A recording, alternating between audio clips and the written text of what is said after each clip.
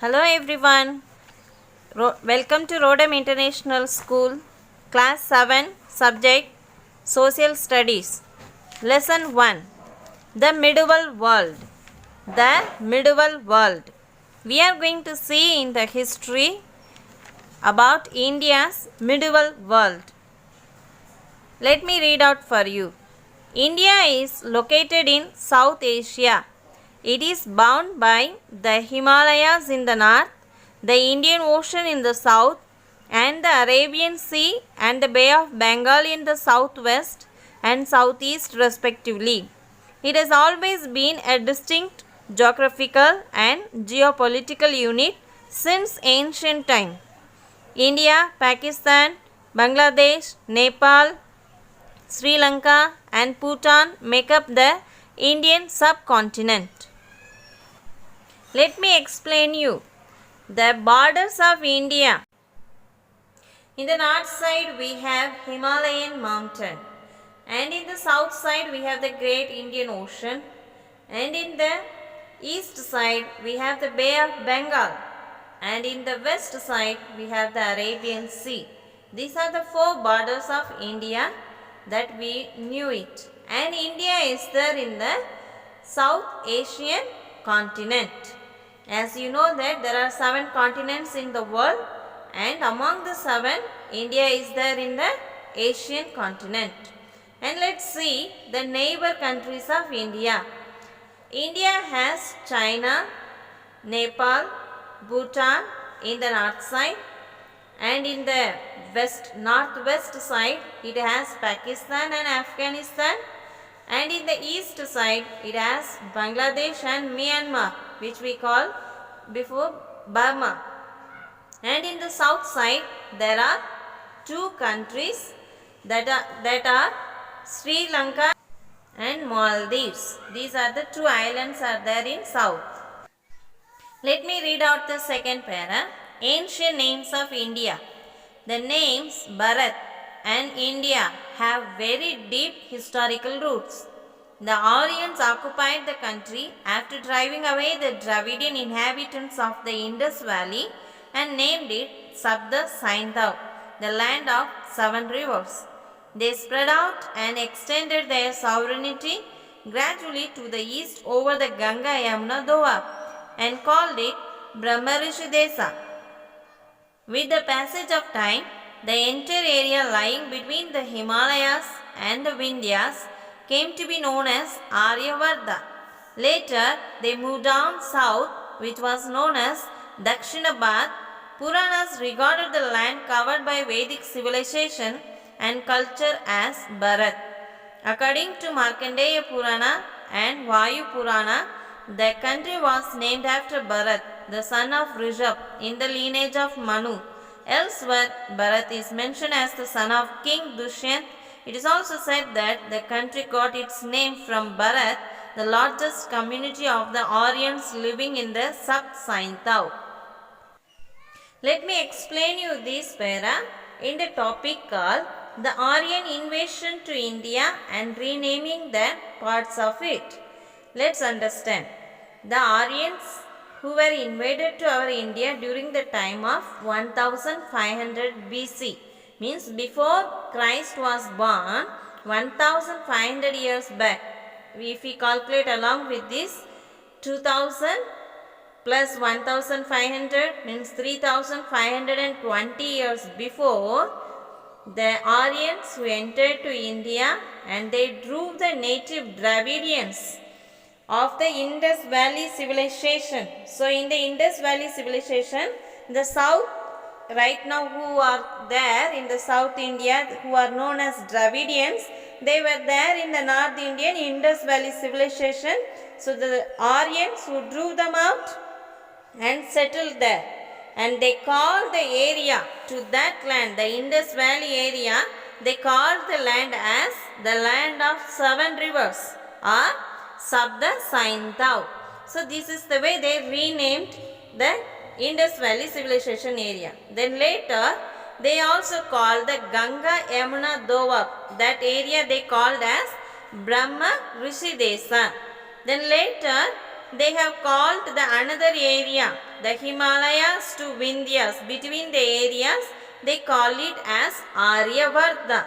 Then also they have called the South India as a Dakshinabad. This is the 4 different names that they have renamed it. Let me read out to you the interesting facts of page number 5. When Buddhism was introduced into China, the Chinese used the term Tianchu for India. After Huan Xuan's visit, another term Intu came to be used for India. Intu in Chinese means moon. Okay, continue to read page number 6, the first para.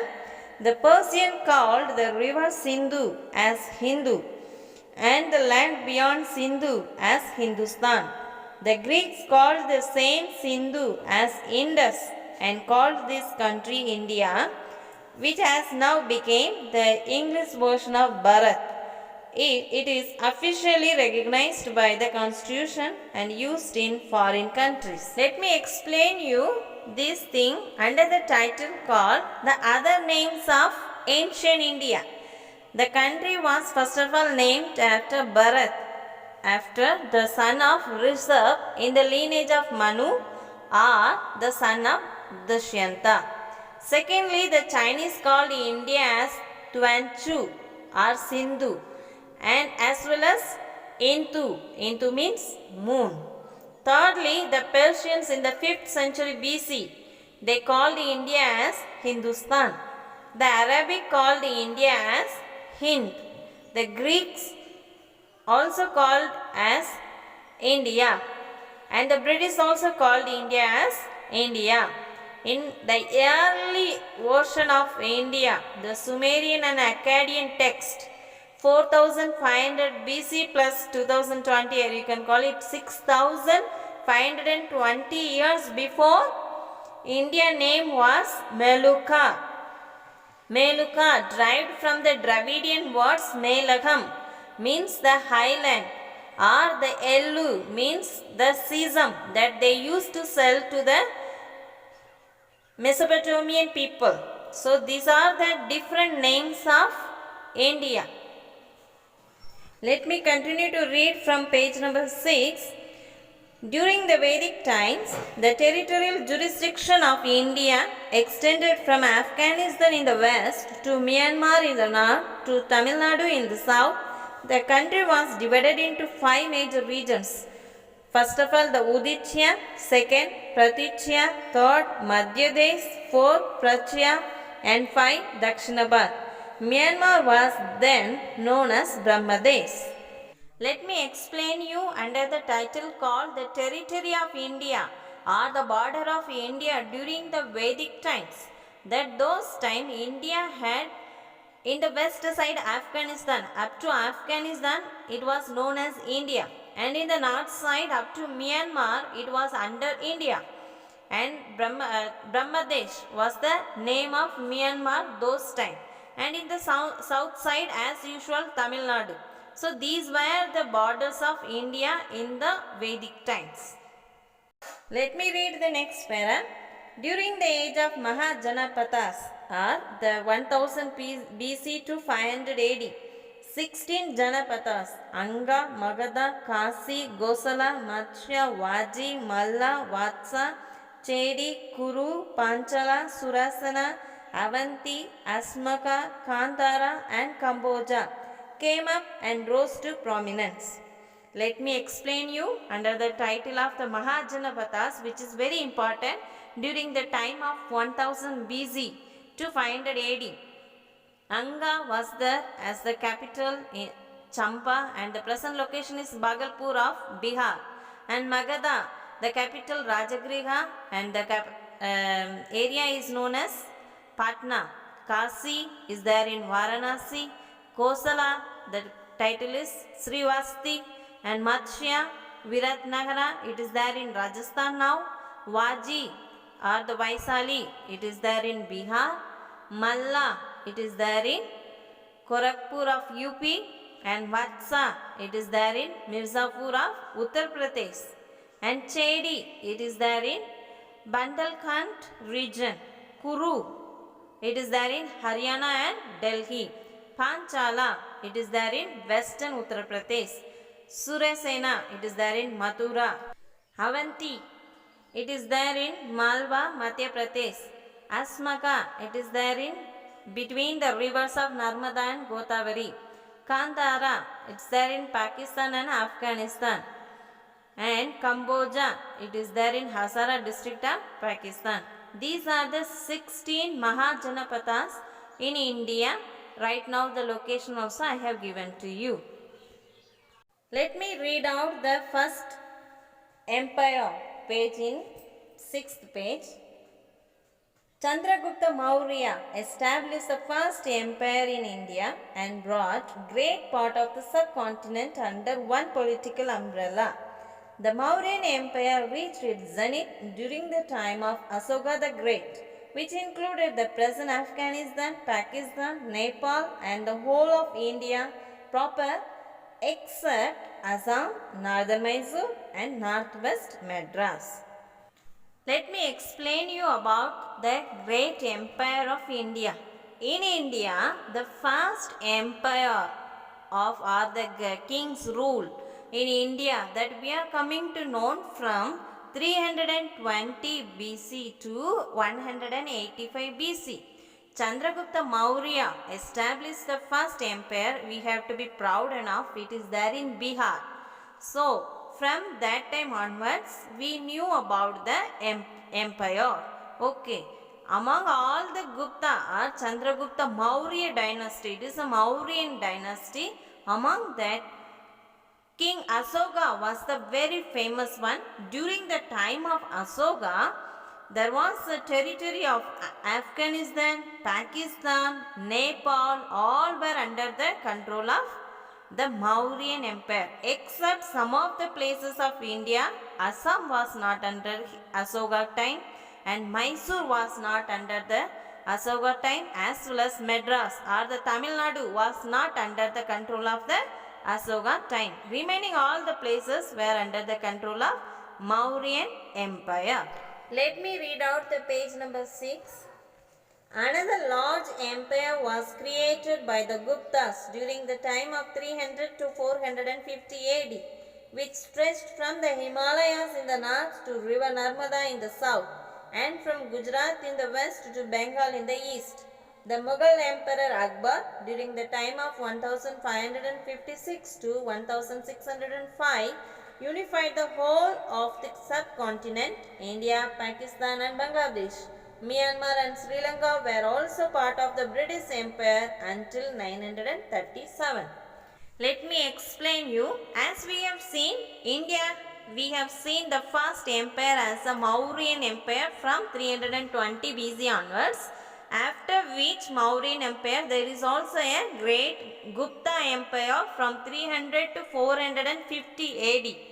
During that time, we have Narmada river in the south, Gujarat in the west and Bengal in the east and Himalaya. So, almost like total India were under the control of Gupta Empire.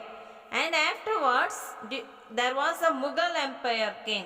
That time, Akbar was the great king who unified India, Pakistan and Bangladesh under their control. After the Mughal Empire came the British Empire. So, during the time of British, not only all about the things, Myanmar, Sri Lanka, as well as Pakistan, Bangladesh, all were along with India, were there under the control of them. So, these are the empire that we have seen, the Mauryan Empire and Gupta Empire, Mughal Empire and the British Empire. Let me read out for you the last para. Time frame of the medieval period of Indian history.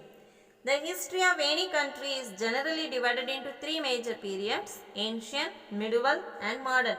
The length of a modern period may differ in different parts of the world.